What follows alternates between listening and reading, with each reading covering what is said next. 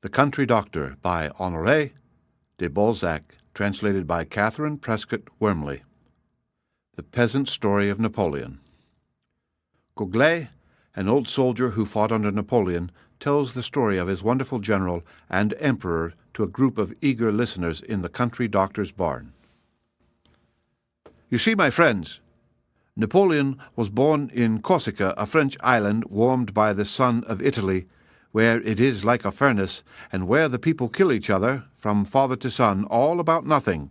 That's a way they have. To begin with, the marvel of the thing, his mother, who was the handsomest woman of her time and a knowing one, bethought herself of dedicating him to God, so that he might escape the dangers of his childhood and future life, for she had dreamed that the world was set on fire the day he was born. And indeed, it was a prophecy. So she asked God to protect him, on condition that Napoleon should restore his holy religion, which was then cast to the ground. Well, that was agreed upon, and we shall see what came of it. Follow me closely, and tell me if what you hear is in the nature of man. Sure and certain it is that none but a man who conceived the idea of making a compact with God could have passed unhurt through the enemy's lines, through cannonballs and discharges of grape-shot that swept the rest of us off like flies, and always respected his head. I had proof of that, I, myself, at Eylau. I see him now as he rode up a height, took his field glasses, looked at the battle, and said, "All goes well." One of those plumed busybodies who plagued him considerably, and followed him everywhere, even to his meals, so they said, thought to play the wag, and took the emperor's place as he rode away. Ho, ho! In a twinkling, head and plume were off.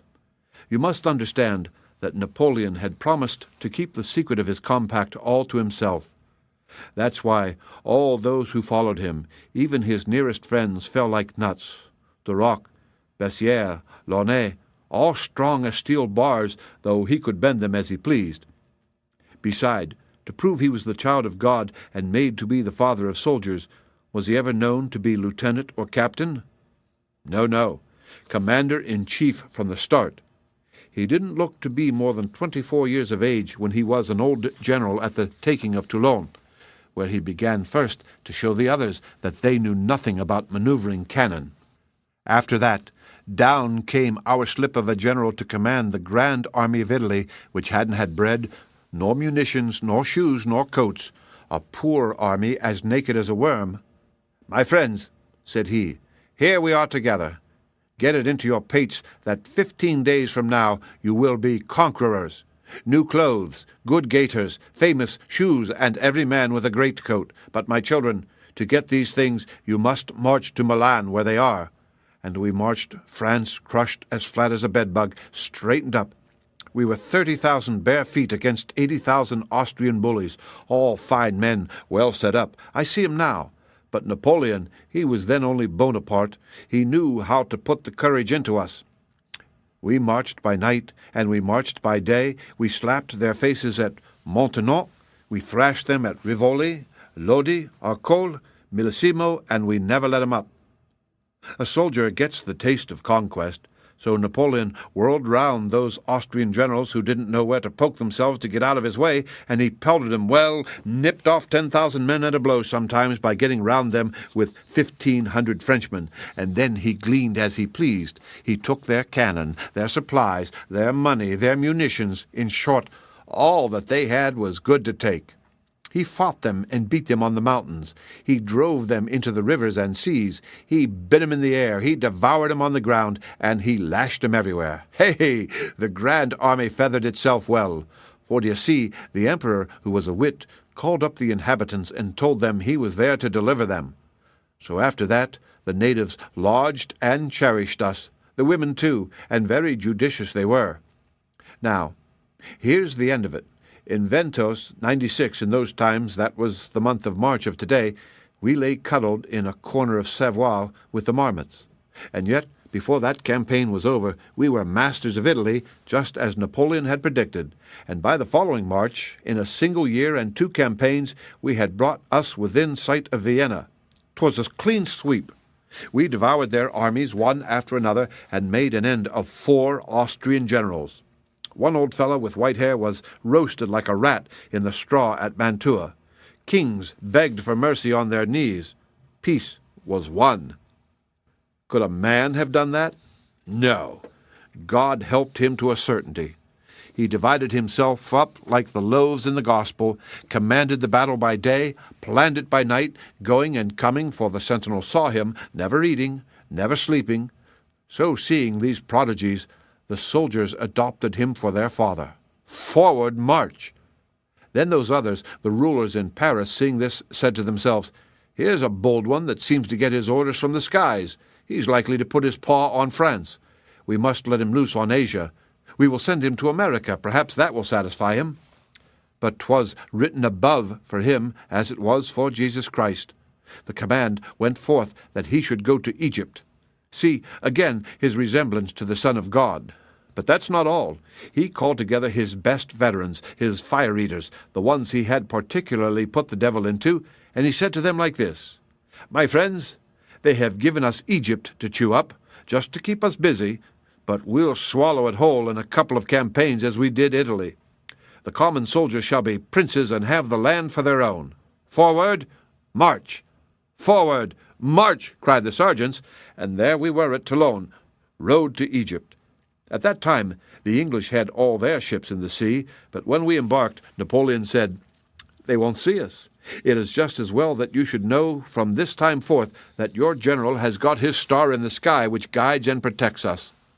What was said was done. Passing over the sea, we took Malta like an orange, just to quench his thirst for victory, for he was a man who couldn't live and do nothing.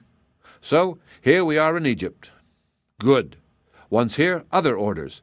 The Egyptians, d'ye see, are men who, ever since the earth was, have had giants for sovereigns and armies as numerous as ants, for, you must understand, that's the land of genii and crocodiles, where they've built pyramids as big as our mountains and buried their kings under them to keep them fresh, an idea that pleased 'em mightily. So then, after we disembarked, the little corporal said to us, "My children, the country you are going to conquer has a lot of gods that you must respect, because Frenchmen ought to be friends with everybody and fight the nations without vexing the inhabitants. Get it into your skulls that you are not to touch anything at first, for it is all going to be yours soon. Forward, march!" So far, so good. But all those people of Africa, to whom Napoleon was foretold under the name Kabir Bonaparte, a word of their lingo that means the Sultan fires, were afraid as the devil of him. So the Grand Turk and Asia and Africa had recourse to magic. They sent us a demon named the Mahdi, supposed to have descended from heaven on a white horse, which, like its master, was bulletproof, and both of them lived on air without food to support them. There are some that say they saw them, but I can't give you any reasons to make you certain about that. The rulers of Arabia and the Mamelukes tried to make their troopers believe that the Mahdi could keep them from perishing in battle, and they pretended he was an angel sent from heaven to fight Napoleon and get back Solomon's seal. Solomon's seal was part of their paraphernalia which they vowed our general had stolen. You must understand that we'd given him a good many wry faces in spite of what he had said to us. Now, tell me how they knew that Napoleon had a pact with God. Was that natural, do you think? They held it to their minds that Napoleon commanded the genii and could pass hither and thither in the twinkling of an eye like a bird. The fact is, he was everywhere. At last it came to his carrying off a beautiful queen as the dawn, for whom he had offered all his treasure and diamonds as big as pigeons' eggs, a bargain which the Mameluke to whom she particularly belonged positively refused, although he had several others. Such matters, when they came to that pass, can't be settled without a great many battles, and indeed there was no scarcity of battles. There was fighting enough to please everybody. We were in line at Alexandria, at Giza, and before the pyramids. We marched in the sun and through the sand, where some, who had the dazzles, saw water that they couldn't drink, and shade where their flesh was roasted. But we made short work of the Mamelukes, and everybody else yielded at the voice of Napoleon, who took possession of Upper and Lower Egypt, Arabia, and even the capitals of kingdoms that were no more, where there were thousands of statues, and all the plagues of Egypt, more particularly lizards, a mammoth of a country where everybody could take his acres of land for as little as he pleased. Well, while Napoleon was busy with his affairs inland, where he had it in his head to do fine things, the English burned his fleet at Aboukir, for they were always looking about them to annoy us. But Napoleon, who had the respect of the East and of the West, whom the Pope called his son and the cousin of Mohammed called his dear father, resolved to punish England and get hold of India in exchange for his fleet. He was just about to take us across the Red Sea into Asia, a country where there are diamonds and gold to pay the soldiers and palaces for bivouacs, when the Mahdi made a treaty with the plague and sent it down to hinder our victories. Halt! The army to a man defiled at that parade, and few they were who came back on their feet. Dying soldiers couldn't take St. Joan of Arc, though they rushed at it 3 times with generous and martial obstinacy. The plague was the strongest. No saying to that enemy, my good friend. Every soldier lay ill. Napoleon alone was fresh as a rose, and the whole army saw him drinking in pestilence without it doing him a bit of harm. Ha! My friends, will you tell me that that's in the nature of a mere man? The Mamelukes, knowing we were all in the ambulances, thought they could stop the way, but that sort of joke wouldn't do with Napoleon. So he said to his demons, his veterans, those that had the toughest hide, "Go, clear me the way." Junot, a saber of the first cut and his particular friend, took 1,000 men, no more, and ripped up the army of the Pasha who had the presumption to put himself in the way. After that, we came back to headquarters at Cairo. Now here's another side of the story. Napoleon absent, France was letting herself be ruined by the rulers in Paris who kept back the pay of the soldiers of the other armies and their clothing and their rations, left them to die of hunger, and expected them to lay down the law to the universe without taking any trouble to help them. Idiots! Who amused themselves by chattering instead of putting their own hands in the dough. Well, that's how it happened that our armies were beaten and the frontiers of France were encroached upon. The man was nor there. Now observe, I say man, because that's what they called him, but 'twas nonsense, for he had a star and all its belongings. It was we who were only men. He taught history to France after his famous Battle of Aboukir, where, without losing more than 300 men, and with a single division, he vanquished the Grande Armée of the Turk, 75,000 strong, and hustled more than half of it into the sea. Hurrah! That was his last thunderclap in Egypt. He said to himself, seeing the way things were going in Paris, "I am the savior of France. I know it, and I must go." But understand me, the army didn't know he was going, or they'd have kept him by force and made him emperor of the East. So now we were sad, for he was gone who was all our joy. He left the command to Kleber, a big mastiff who came off duty at Cairo, assassinated by an Egyptian whom they put to death by impaling him on a bayonet. That's the way they guillotine people down there. But it makes him suffer so much that a soldier had pity on the criminal and gave him his canteen, and then, as soon as the Egyptian had drunk his fill, he gave up the ghost with all the pleasure in life. But that's a trifle we couldn't laugh at then. Napoleon embarked in a cockleshell, a little skiff that was nothing at all, though 'twas called Fortune, and in a twinkling, under the nose of England, who was blockading him with ships of the line, frigates, and anything that could hoist a sail, he crossed over, and there he was in France. For he always had the power, mind you, of crossing the seas at one straddle. Was that a human man? Ha ha! Bah! So, one minute he is at Fréjus, the next in Paris. There they all adore him, but he summons the government. "What have you done with my children, the soldiers?" he says to the lawyers. "You're a mob of rascally scribblers. You are making France a mess of pottage and snapping your fingers at what people think of you. It won't do, and I speak the opinion of everybody." So on that, they wanted to battle with him and kill him. Click! He had 'em locked up in barracks, or flying out of windows, or drafted among his followers, where they were as mute as fishes and as pliable as a quid of tobacco. After that stroke, Consul, and then, as it was not for him to doubt the Supreme Being, he fulfilled his promise to the good God, who, you see, had kept his word to him. He gave him back his churches, and re-established his religion. The bells rang for God and for him, and lo, everybody was pleased. Primo, the priests whom he saved from being harassed. Secundo, the bourgeois who thought only of their trade and no longer had to fear the rapiemus of the law, which had got to be unjust. Tertio, the nobles, for he forbade they should be killed, as unfortunately the people had got the habit of doing. But he still had the enemy to wipe out, and he wasn't the man to go to sleep at a mess table because, d'ye see, his eye looked over the whole earth as if it were no bigger than a man's head. So then he appeared in Italy, like as though he had stuck his head through the window. One glance was enough. The Austrians were swallowed up at Marengo like so many gudgeons by a whale. Hoof! The French eagles sang their paeans so loud that all the world heard them, and it sufficed. "We won't play that game any more," said the German. "Enough, enough," said all the rest. To sum up, Europe backed down, England knocked under, general peace, and the kings and the peoples made believe kiss each other. That's the time when the emperor invented the Legion of Honor, and a fine thing, too. In France, this is what he said at Boulogne before the whole army, every man is brave. So the citizen who does a fine action shall be sister to the soldier, and the soldier shall be his brother, and the two shall be one under the flag of honor. We who were down in Egypt now came home. All was changed. He left us general, and hey, in a twinkling we found him emperor. France gave herself to him like a fine girl to a lancer. When it was done, to the satisfaction of all, as you might say, a sacred ceremony took place, the like of which was never seen under the canopy of the skies.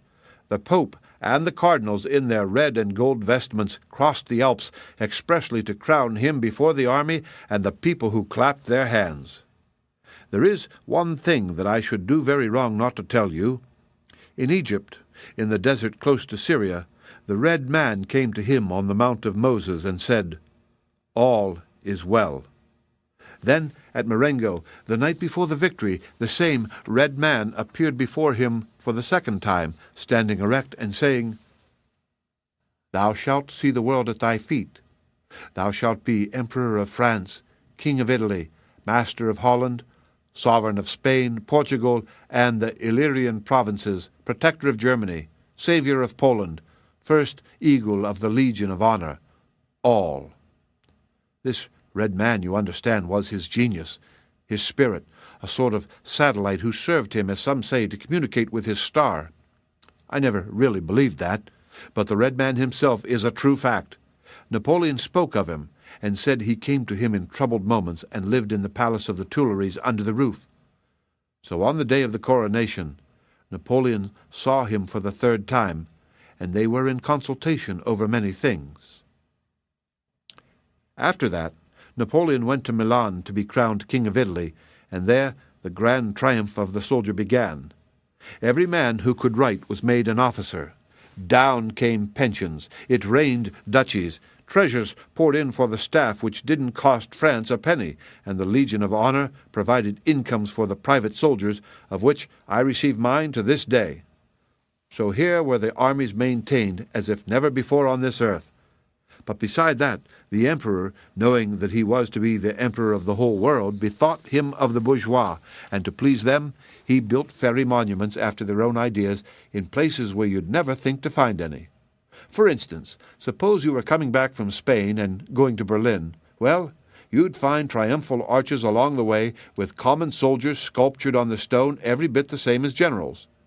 In 2 or 3 years, and without imposing taxes on any of you, Napoleon filled his vaults with gold, built palaces, made bridges, roads, scholars, fetes, laws, vessels, harbors, and spent millions upon millions, such enormous sums that he could, so they tell me, have paved France from end to end with 5-franc pieces if he had a mind to.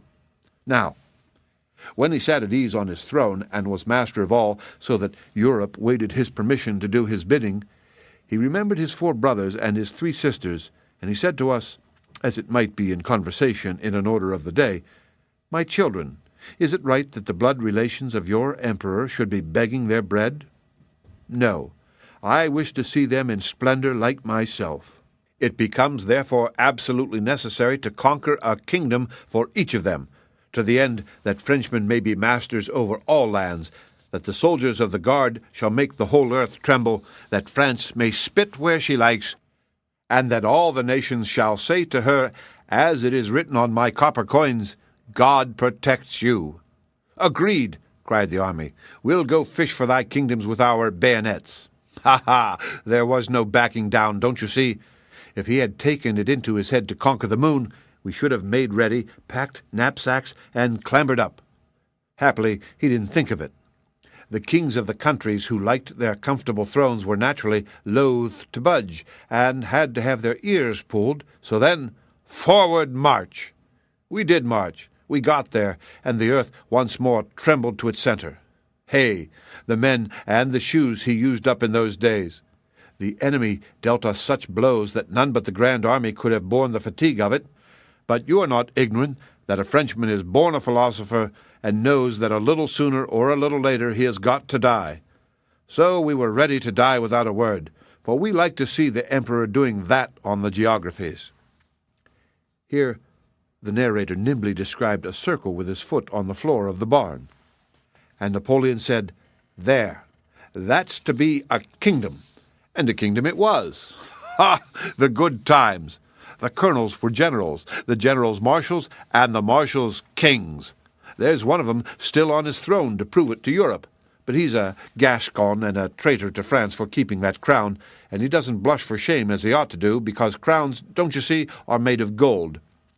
I, who am speaking to you, I have seen in Paris 11 kings and a mob of princes surrounding Napoleon like the rays of the sun.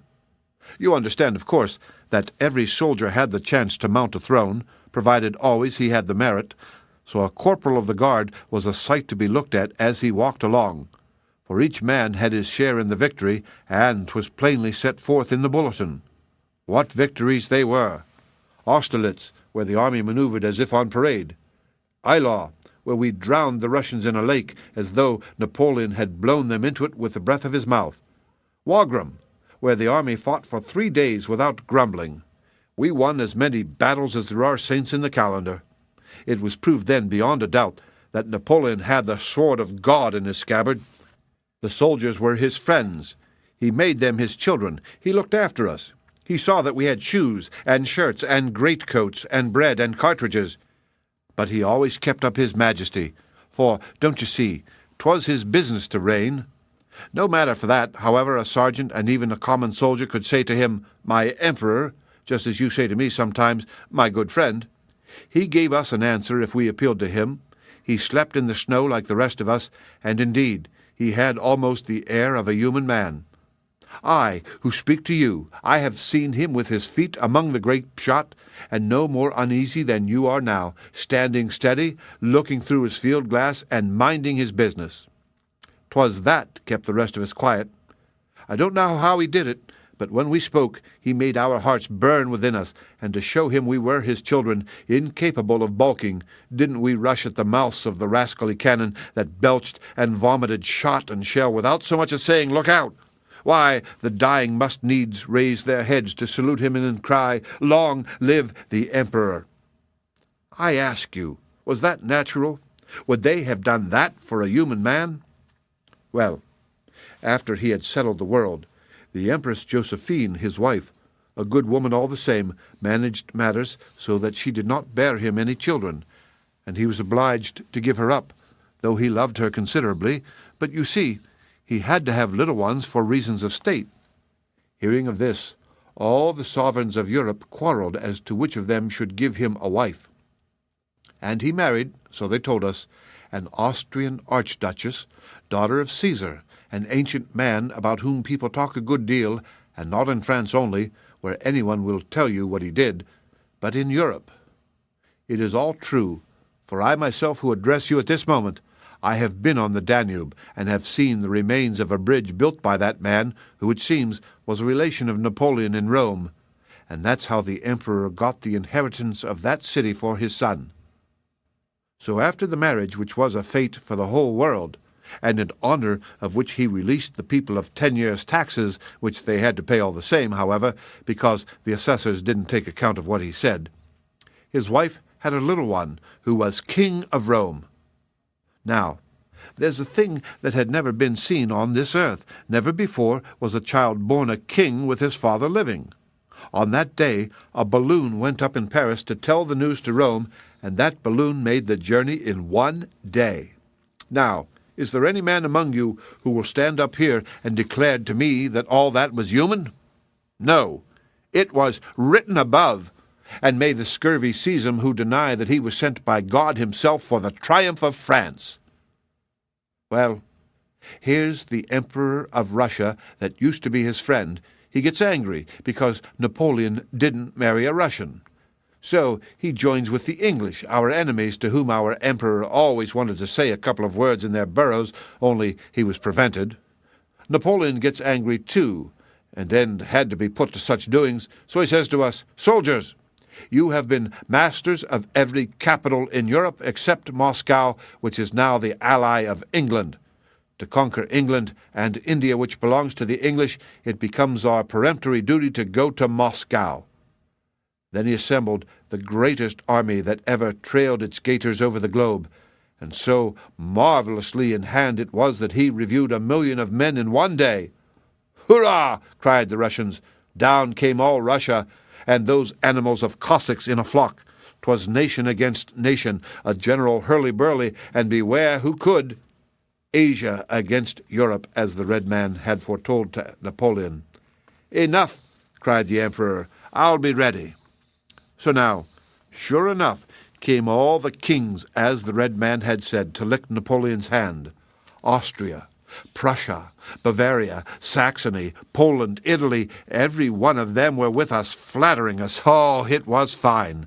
The eagles never cawed so loud as at those parades perched high above the banners of all Europe. The Poles were bursting with joy because Napoleon was going to release them, and that's why France and Poland are brothers to this day. "Russia is ours," cried the army. We plunged into it well supplied. We marched, and we marched. No Russians. At last we found the brutes entrenched on the banks of the Moscow. That's where I won my cross, and I've got the right to say it was a damnable battle. That was how it came about. The emperor was anxious.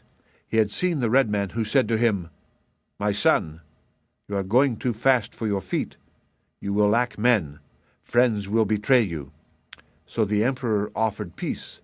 But before signing, "Let us drub those Russians," he said to us. "Done," cried the army. "Forward march," said the sergeants. My clothes were in rags, my shoes worn out from trudging along those roads, which are very uncomfortable ones, but no matter, I said to myself, as it's the last of our earthquakings, I'll go into it tooth and nail. We were drawn up in line before the great ravine, front seats as 'twere. Signal given, and 700 pieces of artillery began a conversation that would bring the blood from your ears. Then, must do justice to one's enemies, the Russians let themselves be killed like Frenchmen. They wouldn't give way. We couldn't advance. "Forward!" someone cried. "Here comes the emperor." True enough, he passed at a gallop, waving his hand to let us know we must take the redoubt. He inspired us. On we ran. I was the first in the ravine. Ha, ha! My God, how the lieutenants fell, and the colonels, and the soldiers. No matter. All the more shoes for those that had none, and epaulets for the clever ones who knew how to read. "Victory!" cried the whole line. "Victory!" And would you believe it? A thing never seen before. There lay 25,000 Frenchmen on the ground.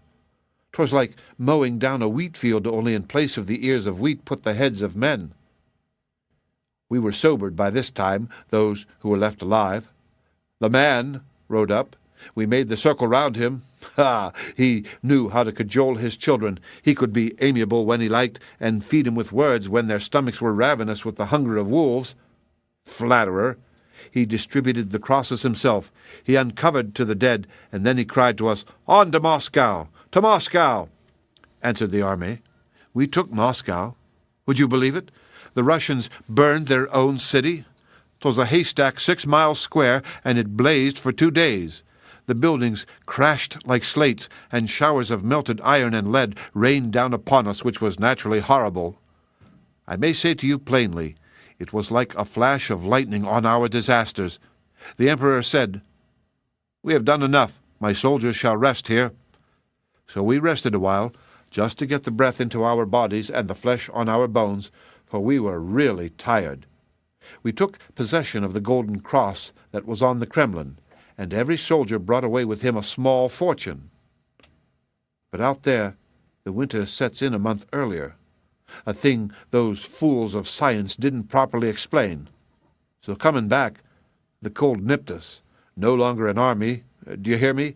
No longer any generals, no longer any sergeants even. 'Twas the reign of wretchedness and hunger, a reign of equality at last. No one thought of anything but to see France once more. No one stooped to pick up his gun or his money if he dropped them. Each man followed his nose and went as he pleased without caring for glory. The weather was so bad the emperor couldn't see his star. There was something between him and the skies. Poor man, it made him ill to see his eagles flying away from victory. Ah! 'Twas a mortal blow, you may believe me. Well, we got to the Beresina. My friends, I can affirm to you by all that is most sacred by my honor, that since mankind came into the world, never was there seen such a fricassee of any army, guns, carriages, artillery wagons, in the midst of such snows, under such relentless skies. The muzzles of the muskets burned our hands if we touched them, the iron was so cold. It was there that the army was saved by the Pontiers, who were firm at their post, and there that Gondrin, sole survivor of the men who were bold enough to go into the water and build the bridges by which the army crossed, that Gondrin, here present, admirably conducted himself and saved us from the Russians, who, I must tell you, still respected the Grand Army, remembering its victories. And, he added, pointing to Gondrin, who was gazing at him with the peculiar attention of a deaf man, Gondrin is a finished soldier, a soldier who is honor itself, and he merits your highest esteem. I saw the emperor, he resumed, standing by the bridge, motionless, not feeling the cold. Was that human? He looked at the destruction of his treasure, his friends, his old Egyptians. Pah! All that passed him, women, army wagons, artillery, all were shattered, destroyed, ruined. The bravest carried the eagles, for the eagles, d'ye see, were France, the nation, all of you. They were the civil and the military honor that must be kept pure. Could their heads be lowered because of the cold? It was only near the emperor that we warmed ourselves, because when he was in danger we ran, frozen as we were, we who wouldn't have stretched a hand to save a friend. They told us he wept at night over his poor family of soldiers. Ah! None but he and Frenchmen could have got themselves out of that business. We did get out, but with losses. Great losses, as I tell you. The Allies captured our provisions. Men began to betray him, as the Red Man predicted. Those chatterers in Paris, who had held their tongues after the Imperial Guard was formed, now thought he was dead. So they hoodwinked the prefect of police and hatched a conspiracy to overthrow the empire. He heard of it. It worried him. He left us saying, "Adieu, my children. Guard the outposts. I shall return to you." Pah! Without him nothing went right. The generals lost their heads. The marshals talked nonsense and committed follies. But that was not surprising, for Napoleon, who was kind, had fed him on gold. They had got as fat as lard and wouldn't stir. Some stayed in camp when they ought to have been warming the backs of the enemy who was between us and France. But the emperor came back, and he brought recruits, famous recruits. He changed their backbone and made them dogs of war, fit to set their teeth into anything, and he brought a guard of honor, a fine body indeed, all bourgeois who melted away like butter on a gridiron.